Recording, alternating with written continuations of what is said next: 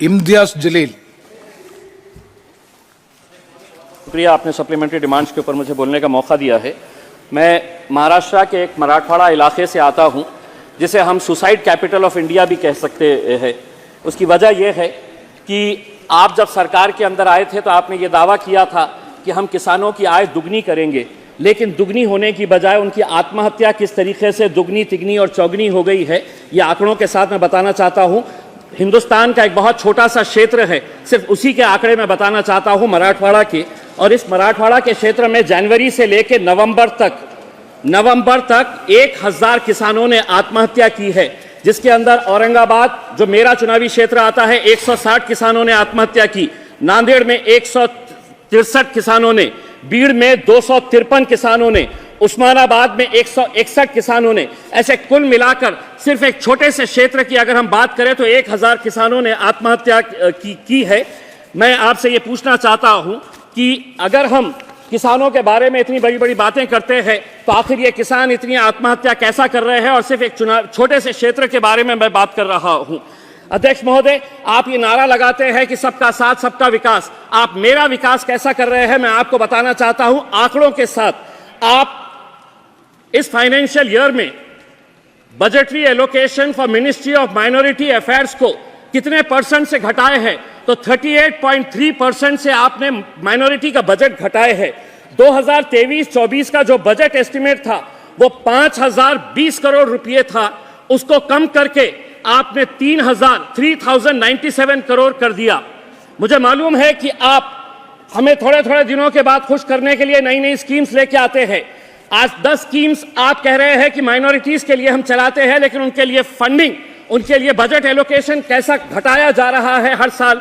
आप देखिए, pre matric scholarship 2023-24 में ये बजट पिछले साल 1425 करोड़ रुपए था, अब उसको घटाकर महज 433 करोड़ रुपए कर दिया गया है। और आप जानते हैं कि प्री मैट्रिक स्कॉलरशिप का मतलब यह है कि जो बच्चे स्कूल के अंदर आज सबसे ज्यादा ड्रॉप आउट किसका है, तो हमारे बच्चों का ड्रॉप आउट है आज स्कूल लेवल के ऊपर, और वो स्कॉलरशिप का भी अमाउंट आपने किस हद तक कम कर दिए हैं।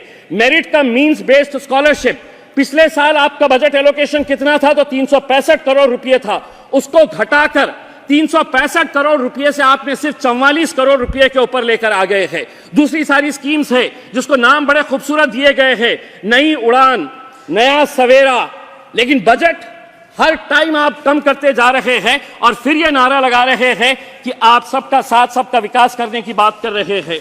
अध्यक्ष महोदय, महंगाई को लेकर पंतप्रधान जी से मैं आपके जरिए एक सवाल करना चाहता हूं। मैं जयपुर गया था, वहां पर बड़े बड़े होर्डिंग्स और पोस्टर्स लगे हुए थे जिसके ऊपर आदरणीय पंतप्रधान नरेंद्र मोदी साहब की तस्वीर थी, उसके बाजू गैस सिलेंडर था, उसके नीचे लिखा हुआ था मोदी की गारंटी 450 रुपये। हम सरकार में आ गए तो मध्य प्रदेश और राजस्थान के अंदर हम 450 रुपये के अंदर गैस सिलेंडर बेचेंगे। मैं आपके जरिए मंत्री साहब से पूछना चाहता हूं, आदरणीय कराड़ साहब से, आपके महाराष्ट्र के अंदर क्यों नहीं दे रहे हैं? हमें नहीं दे रहे हैं, कम से कम आप भारतीय जनता पार्टी के लोगों को 450 रुपये में दे दीजिएगा सिलेंडर।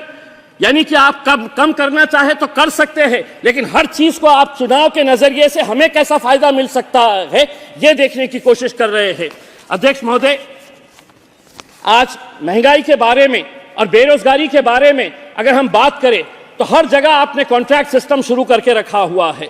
इसका फायदा सिर्फ ठेकेदारों को हो रहा है, बाकी किसी को नहीं हो रहा है।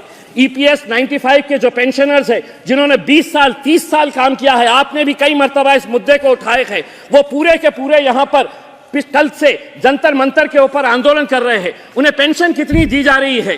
फाइनेंस मिनिस्टर साहब सुनिए, 800 रुपये, 1000 रुपये, 1200 रुपये, 1500 रुपये, ये पेंशन अमाउंट उनको हर महीना दी जा रही है, और उसके जरिए उन्हें यह कहा जा रहा है इतने पैसों के अंदर अगर जी सके तो जियो, नहीं तो मरो, शोर मचाते क्यों हो।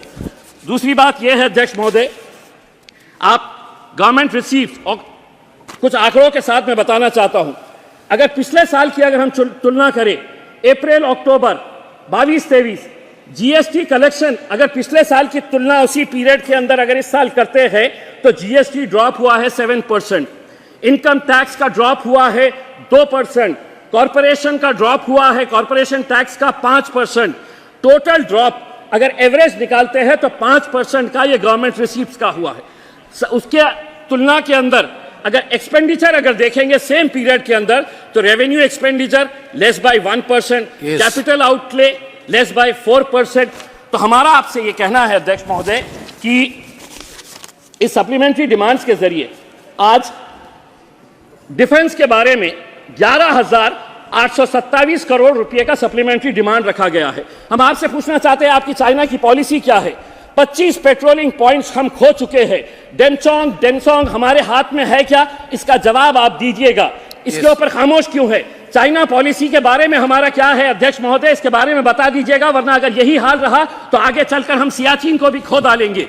आखिरी पॉइंट एक बताना चाहता हूं, एक्सटर्नल अफेयर्स का बजट आपने सप्लीमेंट्री डिमांड्स के अंदर रखा है 11,072 करोड़। मैं आपसे पूछना चाहता हूं कि वेस्ट एशिया की पॉलिसी इस देश की क्या है, ये देश को बताइए।